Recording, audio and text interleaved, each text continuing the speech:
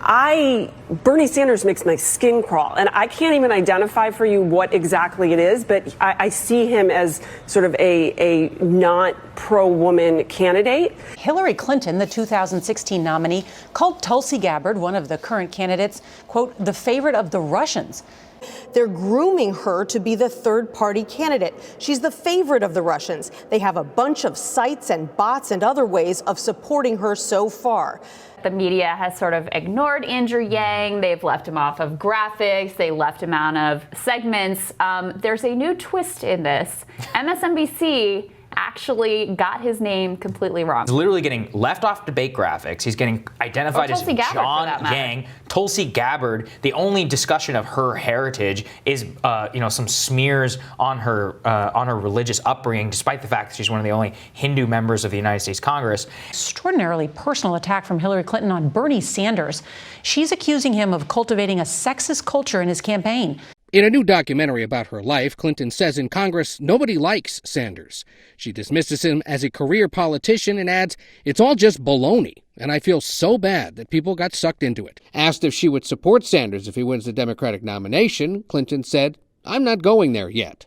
The Democratic National Committee is coming under fire after overhauling debate requirements to eliminate the need for candidates to obtain a significant number of small donations, allowing billionaire Mike Bloomberg to take part in upcoming debates. We have said all along that we were going to make these caucuses the most transparent possible. Well, guys, it was rigged. What can I tell you? That is not a conspiracy. It is a simple, objective statement of fact. Let me explain what I mean here.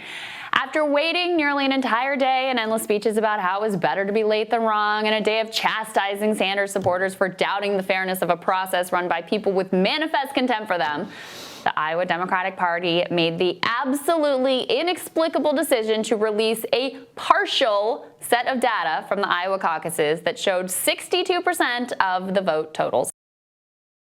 Why?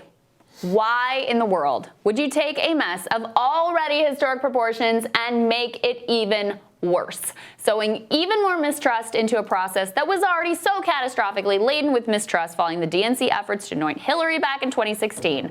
Trust is something that has to be earned, and today, there is absolutely no reason for any anti-establishment supporter to trust that the process will unfold fairly for them. How can you possibly look at a final Des Moines Register poll with positive results for Bernie that gets spiked by the Pete campaign, by the way, followed by a caucus in which Pete claims victory when 0% of the results are in, that turns into a gigantic debacle due to an app developed by people with close ties to Pete who have openly expressed contempt for Sanders? You cannot look at that whole timeline and really expect a group of people who are consistently smeared and dissed by the establishment to feel like they are getting a fair shake. Of course they don't feel that way. This was a group of party elites controlling which numbers the public would get and when they would get them, with massive implications for the media narrative, which is, by the way, the only thing that really matters coming out of Iowa.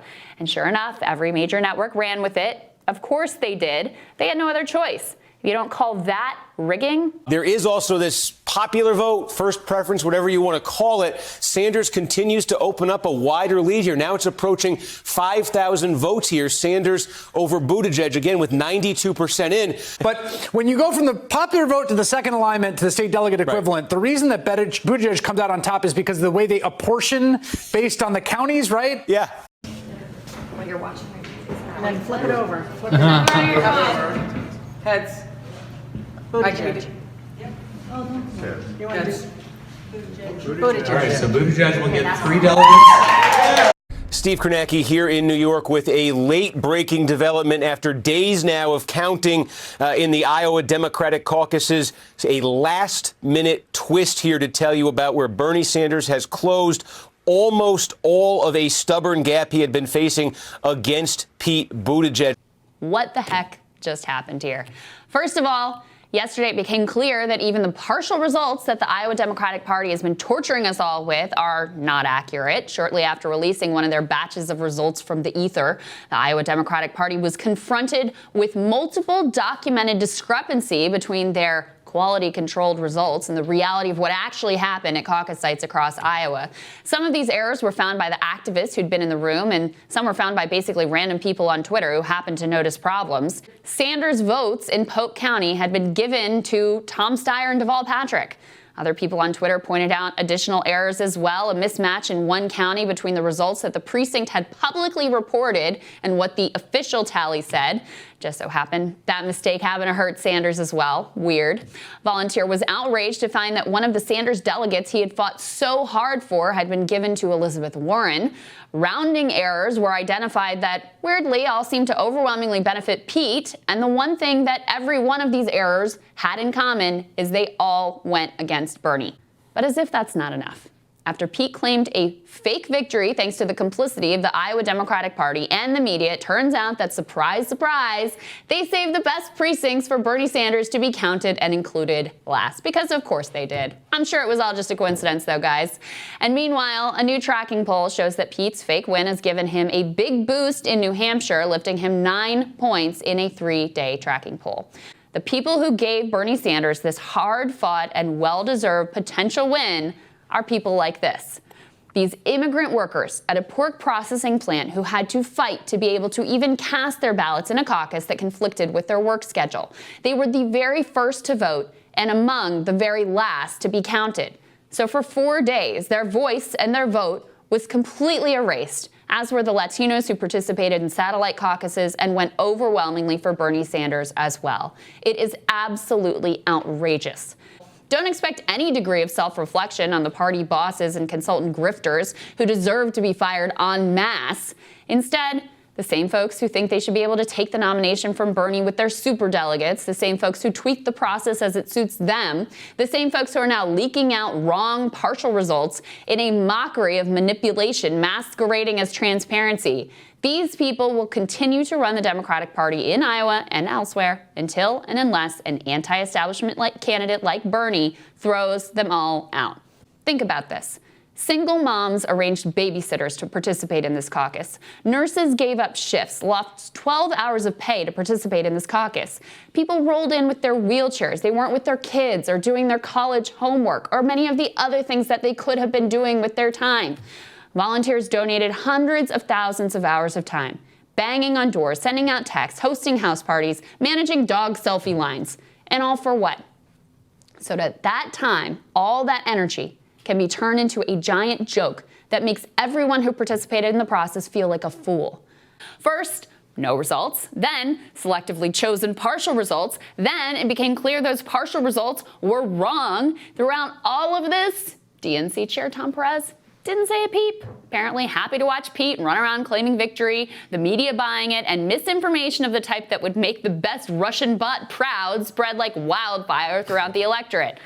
But then something happened, something that could not possibly be allowed to stand. They started counting those satellite caucuses, and Bernie started catching up to Pete, and that, ladies and gentlemen, could not be allowed to stand. Just as Pete called the manager in order to get the Des Moines Register poll spiked, he once again called the manager to try to get the real results of the caucus from coming out.